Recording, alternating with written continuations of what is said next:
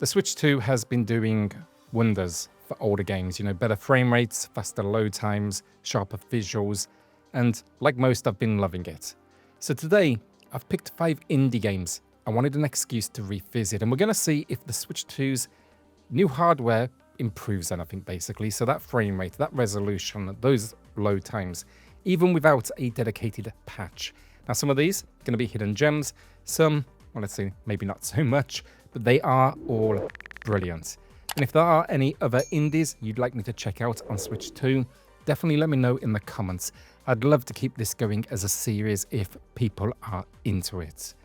Okay, now a quick thing before we do dive in. I've been covering Nintendo stuff on YouTube for about 7 years, and the channel is still on the smaller side, so every like, comment, or sub, it genuinely just helps a huge amount.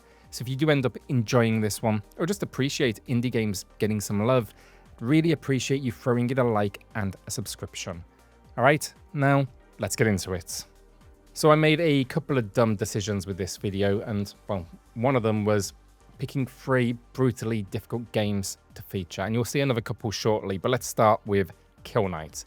This game is relentless, fast, aggressive, precision focused, and one of those titles you really need to kind of live in for a while to properly master. When I first played it, I was all in. I loved it. Said as much in the pinned review. But then I dropped it for 12 months, came back for this video, and tried to pick up where I left off, and huge mistake. This game does not forgive. Now, regarding the game, you play as a reanimated knight, betrayed, desecrated, and you're banished to an underworld called the Abyss. Your body is nothing more but a corrupted suit of armor now. It's been brought back to life with one single objective, and that is kill the last angel. That's the setup. No big narrative twists, no forced exposition, just pure carnage, and yeah, I guess an excuse to go at it. And regarding the gameplay, it plays like an ultra-responsive, arcade-inspired isometric action game, almost like a blend of Doom and Hyper Light Drifter. Now, you're thrown into 5 handcrafted layers, each packed with enemy waves and twitch speed combat. And yeah, you've got pistols, heavy weapons, swords, and armor mods, all customizable. And the key here to survival, it's movement and momentum. You chain kills, you raise your kill power, you unlock new gear, and you build toward mastery through aggression. Make a mistake though, it is brutal. Again, this one just demands perfection. It will kill you in an instance. And on Switch 1, honestly, performance was decent, but not perfect. Frame rate swings between 40 and 60 could throw you off in such a twitchy game. On Switch 2, totally different story. I went back to the exact same levels, and it was basically a locked 60. The only drops I saw were tiny, like 58 or 59 FPS, and that consistency made a huge difference. The pixel aesthetic's deliberate as well, but Switch 2 definitely adds a little clarity boost that makes it pop. And yeah, overall, look, an incredibly difficult game, still incredibly mean to you if you do make a mistake, but now it plays exactly how it's meant to. So yeah, if you've got the patience and the reflexes, Kill Knight is a must-play, even on Switch 1, honestly, with its minor flaws. Yeah, even in that case, still just incredible. This next one, not exactly a hidden gem. In fact, it is indie royalty. Outer Wilds is a masterpiece. Easily one of my favorite games of the last decade. And the setup's simple enough. You're an astronaut exploring a solar system stuck in a 22-minute time loop. Every time the sun explodes, the loop resets. But the knowledge you gather, that stays with you. And that's the hook. No levels, no gear gates, just exploration, discovery, and a slow, brilliant unraveling of the truth. And when it comes to the exploration with this game, it's fully open, completely seamless, and filled with moments that will make you sit back and just say, what the hell just happened? There's no hand-holding, no markers, just clues. Written, environmental, sometimes existential. It's just kind of waiting for you to figure them out. And when you do, this game just becomes unforgettable. Now on Switch 1, it worked, but I will say barely. Resolution was soft, textures were muddy, and the frame rate dipped into the low 20s, especially when flying between planets. It could hit 30, but it rarely held it. On Switch 2, it's way better. I tested it on Giants Deep, the stormy ocean planet with the tornadoes, and it held close to 30 almost the entire time. A few tiny drops, but nothing major.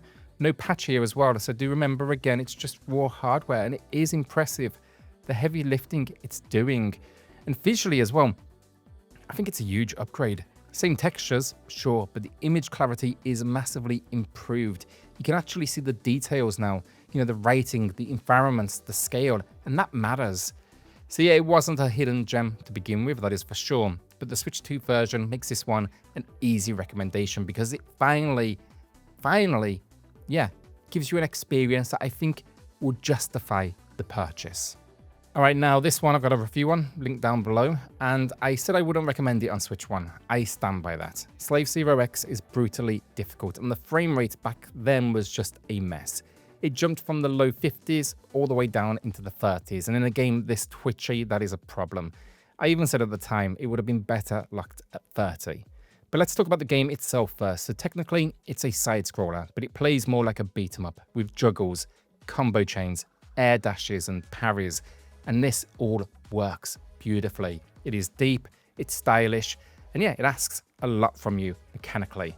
There's only one thing in regards to gameplay that didn't really click for me, and that is the platforming. It's rare that it shows up, but every time it shows up, it drags. The air movement just feels so wrong. Everything else is so fluid, and this is so clunky. The setup's good stuff as well, actually. I will briefly mention that. You basically play as this rogue swordsman in a mega city ruled by this biomechanical tyrant. You're essentially fighting back with what is a stolen slave unit. That is that living war machine you see on screen. It's kind of this one-man rampage to kill a false god. It's very kind of over the top, very cool. On Switch 1, however, the problem was the fluctuating frame rate wrecked the feel. Inputs dropped, combos mistimed. It was incredibly frustrating. Switch 2 changes that. The hardware here makes a big difference. It stays closer to 60 most of the time, and it finally feels like you're in control. And visually, I will say, it's a little sharper. The sprite work pops a little bit more. You definitely notice some of the detail and the background layering, just kind of cleaner, I guess, all around. But overall, this is an incredibly difficult game that was impossible on the Switch 1 with the issues it did have, but now totally playable. So if you're into stylish, high-skill action games, this one's worth the time. Firewatch is next, and honestly, I just wanted an excuse to revisit it. I've played it countless times. It's one of my favorite games of all time, and the soundtrack is genuinely one of the best ever made. Even though I will admit the game loses its steam towards the end, it just generally hit a nerve for me. Something about the isolation, the tone, the melancholy of it, it just stuck. Now, narratively, you're playing as Henry, a fire lookout in Wyoming in the late 80s. You're sent to watch over a national forest after things in his personal life, I guess, fall apart. You hike, you observe, you talk on the radio. That's the game, that's the gameplay. But it works. In the opening few minutes, some of the most impactful in gaming. And these moments are just text and music and brief walking sections, I guess, into the unknown, but it couldn't set things up more beautifully. The real core of the game as well is the dialogue between Henry and Delilah. She's your supervisor, your only lifeline, and I think this is where the game excels. The writing is just incredibly natural and intimate in a way just games rarely can pull off. Now on Switch 1, it ran decently, mostly 30 FPS, but traversal, especially in denser areas, could dip into the mid-20s, the occasional split-second stutter as well. On Switch 2, it's just generally more stable. Still not perfect, but the dips don't feel nearly as intrusive, and those stutters, less frequent now, but they're still there.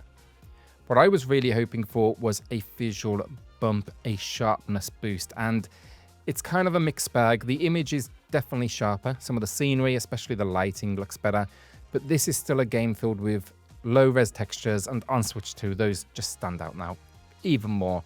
So is it better? Yes, and it runs smoother, it looks cleaner. But would I replay it just for that? Probably not.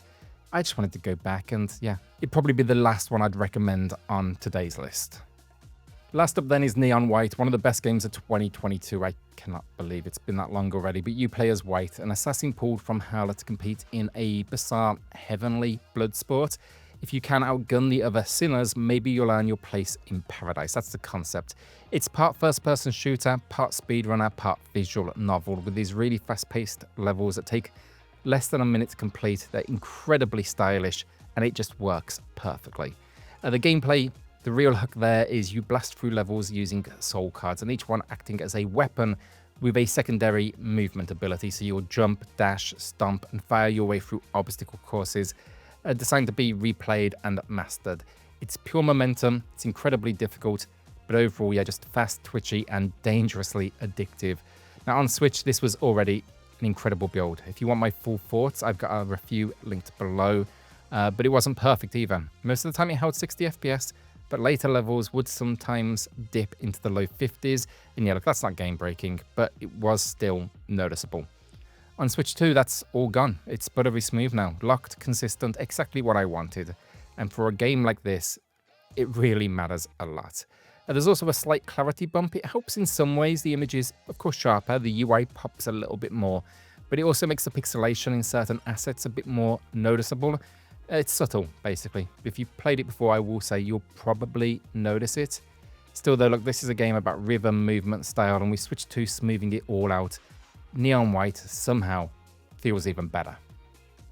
So yeah, that's 5 indies I couldn't resist jumping back into, and this video gave me the perfect excuse. Some better than ever, some still a little rough, and one, like, Firewatch is a masterpiece. Transparently, as I said, I just don't think it makes all that much of a difference. But yeah, let me know in the comments if you've tried any of these on Switch 2, or if there's another hidden gem I should be checking out. Alright, with that, subscribe if you enjoyed it. Thanks for watching, and I'll see you on the next one. Cheers all.